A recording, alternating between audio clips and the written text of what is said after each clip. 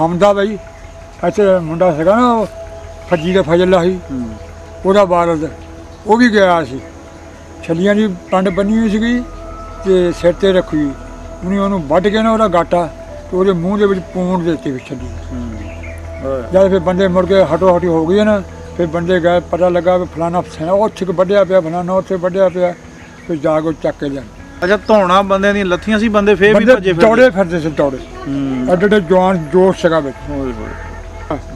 ਕਿ ਰਾਤ ਨੂੰ ਜਦ ਸੁਪਨਾ ਆ ਜਾਂਦਾ ਤਾਂ ਸਾਹ ਵਿੱਚ ਹੁੰਦਾ ਹੀ ਨਹੀਂ ਮਰੇ ਹੁੰਦੇ ਉਹ ਗੱਲਾਂ ਭੁੱਲਦੀਆਂ ਨਹੀਂ ਉਹ ਦਬੀੜਾਂ ਭੁੱਲਦੀਆਂ ਨਹੀਂ।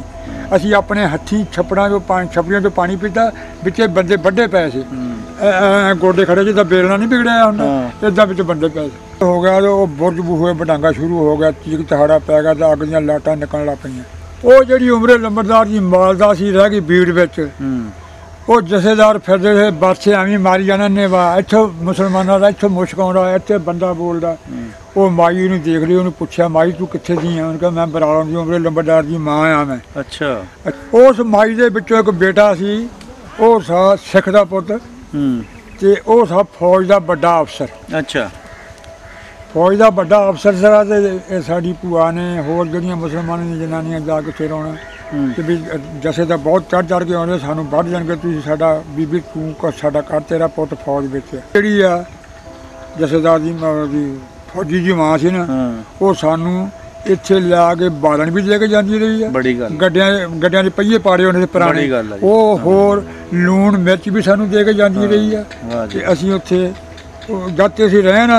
10 ਦਿਨ 20 ਦਿਨ ਤੇ ਉਹ ਸਾਡੀ ਦੇਖਭਾਲ ਮਗਰ ਆ ਕੇ ਮਾਈ ਪੂਰੀ ਜਾਣੀ ਜਿੰਨੇ ਜੋਗੀ ਹੈਗੀ ਸੀ ਪਿੱਛੇ ਪੂਰੀ ਬਾਹਰ ਆਈ ਆ ਵਫਾਦਾਰੀ ਨਿਭਾਤੀ। ਹਾਂ ਲੱਤਾਂ ਬਾਹਾਂ ਤੋਂ ਨਾ ਇਹ ਨਹੀਂ ਵੀ ਇਹ ਬਿਮਾਰ ਆ ਮਰ ਜੂ ਦੂਏ ਦੇ ਥੱਲੇ ਆ ਕੇ ਐ ਤੱਕ ਲੱਤਾਂ ਜਿੱਦਾਂ ਬੋਰੀਆਂ ਸਿੱਟੀ ਦੀਆਂ ਏਦਾਂ ਧਾਕਾਂ ਲਾਤੀਆਂ। ਮੈਂ ਵੀ ਉਹਨਾਂ ਵਿੱਚ ਸ਼ਾਮਲ ਸੀ ਕਦੀ ਖੀਰ ਰੰਨ ਕੇ ਖਵਾਲਣੀ ਕਦੀ ਕੁਛ ਛੱਲੀਆਂ ਦੇ ਦਾਣੇ ਭੁੰਨ ਕੇ ਦੇਣੇ ਕਦੀ ਕੁਛ ਕਰਨਾ ਨਹੀਂ ਕਰਨਾ ਵਿਚਾਰਾ ਉੱਜੜ ਕੇ ਆਇਆ ਮਾਂ ਬਾਪ ਤੋਂ ਬਗੈਰ ਹੀ ਤੁਰਾ ਫਿਰਦਾ ਉੱਥੇ ਔਰ ਘੁੰਮਣਾ ਜੇ ਆ ਗਿਆ ਨੱਠ ਕੇ ਸਾਡੇ ਪਿੰਡ ਨੂੰ ਵੀ ਜਸਾ ਬੜਾ ਭਾਰਾ ਜਦੋਂ ਆਇਆ ਮਾਂ ਗਡਾ ਲਓ ਸਿੱਖਾਂ ਦਾ ਵੀ ਤੁਸੀਂ ਨਾ ਨਿਕਲ ਜਾਓ ਉੱਥੋਂ ਆਪਣਾ ਬਚਾਅ ਕਰ ਲਓ। ਕਮਾਲ ਤਾਂ ਵੱਧ ਦਿੱਤਾ ਭਾਣੋ ਕੀ ਹਿੰਦੁਸਤਾਨ ਵਿੱਚ ਅੱਛਾ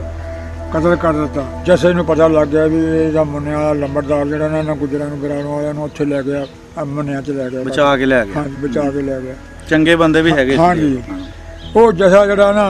ਉਹ ਉੱਪਰ ਦੀ ਘੁੰਮ ਕੇ ਖਰਾਲੇ ਵਾਲੇ ਪਾਸਿਓਂ ਪਿਆ ਤੇ ਲੰਬੜਦਾਰ ਕਹਿਣ ਲੱਗਾ ਵੀ ਹੁਣ ਬੇਬਾਹ ਆ ਕਿ ਤੁਸੀਂ ਹੁਣ ਨਿਕਲਣ ਦੀ ਗੱਲ ਕਰੋ ਪਿੰਡ ਨੂੰ ਨਿਕਲ ਜਾਓ ਆਪਣੇ ਤੇ ਖਤਰਾਣੀਆਂ ਜਿਹੜੀਆਂ ਸੀਗੀਆਂ ਉਹ ਚੁਬਾਰਿਆਂ 'ਚ ਬੈਠੀਆਂ ਸੀ ਪਤਾ ਨਹੀਂ ਕੀ ਬੋਤਲਾਂ ਵਿੱਚ ਪਾਇਆ ਸੀਗਾ ਜਦੋਂ ਬੋਤਲ ਮਾਰਦੀ ਸੀ ਉਹ ਤੋਂ ਬੋਤਲ ਆ ਕੇ ਪੁੰਜੇ ਡਿੱਗਦੀ ਸੀ ਨਾ ਤੇ ਬੰਦਿਆਂ ਦੇ ਲਫੜੇ ਲਾਈ ਜਾਂਦੇ ਉਹ ਤਜ਼ਾਬ ਹੋਣੀ ਉਹ ਭੁੜਕਦੇ ਨੇ ਸ਼ੀਸ਼ੇ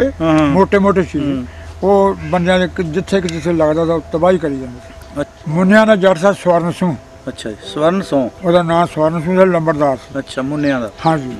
ਤੇ ਸਾਥੇ ਨੇੜੇ ਸੀਗੇ ਇਦਾਂ ਹੀ ਸੀਗੇ ਜਿੱਦਾਂ ਭਗਤੂ ਪਰੇ। ਅੱਛਾ ਜੀ ਜਿੱਧਰੋਂ ਬੰਦੇ ਬੋਲਦੇ ਜਾਣ ਉਹਨੂੰ ਪਸ਼ੂ ਭੱਜੇ ਆਉਣ ਮੁਰਗੀਆਂ ਉਡਾਰੀਆਂ ਮਾਰ ਮਾਰ ਕੇ ਬੰਦਿਆਂ ਦੇ ਕੰਧਾਂ 'ਤੇ ਬਹਿਣ ਵੀ ਇਹ ਕੀ ਬਖਤ ਪੈ ਗਿਆ